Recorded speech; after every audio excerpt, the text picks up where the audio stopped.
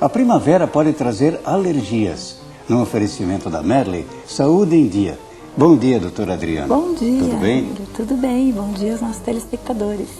Doutora, o que é alergia da primavera?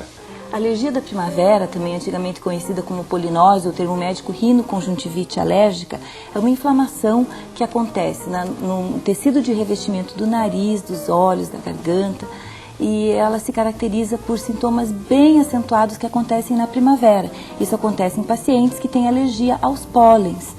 Então, nessa época de setembro até janeiro, pólen de pastagem também, aquele Lolium perene, que é muito utilizado para pastagem, é um dos principais pólens aqui da nossa região e causa bastante alergia em cerca de 5 a 10% da população adulta. Dificilmente crianças têm isso, crianças pequenas principalmente, porque você precisa ter contato com várias primaveras, não é, para desenvolver. E quais são os tratamentos mais comuns para esse tipo de coisa?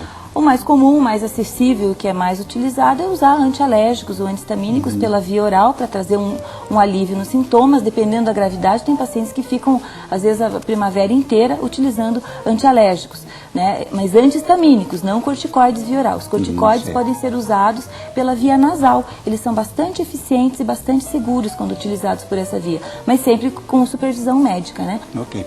Então, Adriano, nós temos perguntas de telespectador. Muito bem, ótimo. Conjuntivite é uma alergia ou inflamação dos olhos? Os dois, na verdade, é uma inflamação de origem alérgica.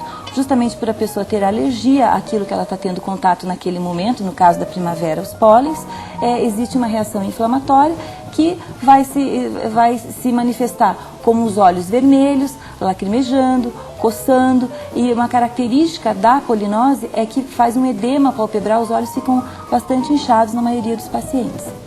Doutora, falando em conjuntivite, ela é contagiosa? Depende. A conjuntivite bacteriana, que é aquela por contaminação, às vezes você coloca a mão nos olhos, coça e estava com alguma contaminação, alguma coisa assim, o que acontece? Vai formar pus nos olhos, os olhos amanhecem grudados e não tem tanto lacrimejamento, não tem tanto inchaço. O que chama atenção na conjuntivite bacteriana é a presença de pus. E essa sim é contagiosa, tanto de um olho para outro quanto de uma pessoa para outra. Por isso que é muito importante a higiene adequada das mãos, para quem está com conjuntivite e para os contactantes. Muito bom. Nós temos mais uma pergunta, vamos lá?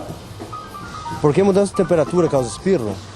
Bom, mudanças bruscas de temperatura, elas interferem no sistema respiratório como um todo. Talvez por isso seja uma das razões que aqui em Curitiba nós temos tantas patologias respiratórias, Porque essas alterações bruscas de temperatura, o organismo interpreta como uma agressão. E o nariz da gente é a pontinha do pulmão, como já dizia Osler, um médico lá dos tempos antigos, que é a pontinha do pulmão que você consegue alcançar com o nariz.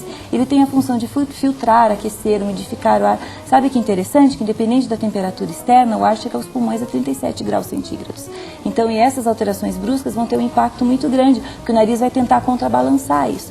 Então, não só espirros, mas tem pacientes que têm obstrução nasal, coriza. Inclusive, tem alguns pacientes que têm um quadro bem parecido com alergia e você vai fazer os testes alérgicos e não dá alergia a nada. Você tem alergia a Curitiba, ao clima, a outra coisa. Doutora, falando em alergia, existem vacinas contra isso? Existem vacinas que são bem padronizadas e já estão bem documentadas no mundo todo para alergias, mas não existe uma vacina padrão. Ela é feita de acordo com a sensibilidade daquele paciente e tem indicação só quando todas as medidas de controle do ambiente, de tentar evitar os alérgenos, de tratamento medicamentoso por um período prolongado, quando você não obteve esse controle, ou pacientes que são extremamente alérgicos. Isso documentados, bem documentados, por testes tanto aqueles feitos na pele quanto no sangue. Importante salientar que o tratamento com vacinas deve ser feito exclusivamente por médicos com título de especialista em alergia e imunologia. Doutora, se um telespectador tiver mais alguma dúvida, como é que ele pode fazer para entrar em contato com a senhora? Bom, nós disponibilizamos um site, que é o www.adrianaschmidt.com, deve estar aparecendo aí embaixo no site, e ali tem os contatos, todos os contatos da gente, por e-mail, a gente pode responder alguma dúvida, assim, que tenha ficado aqui no ar. Muito obrigado, doutora, e até uma próxima oportunidade. Muito obrigada pela oportunidade. E você fica aí que o programa tem mais atrações para você.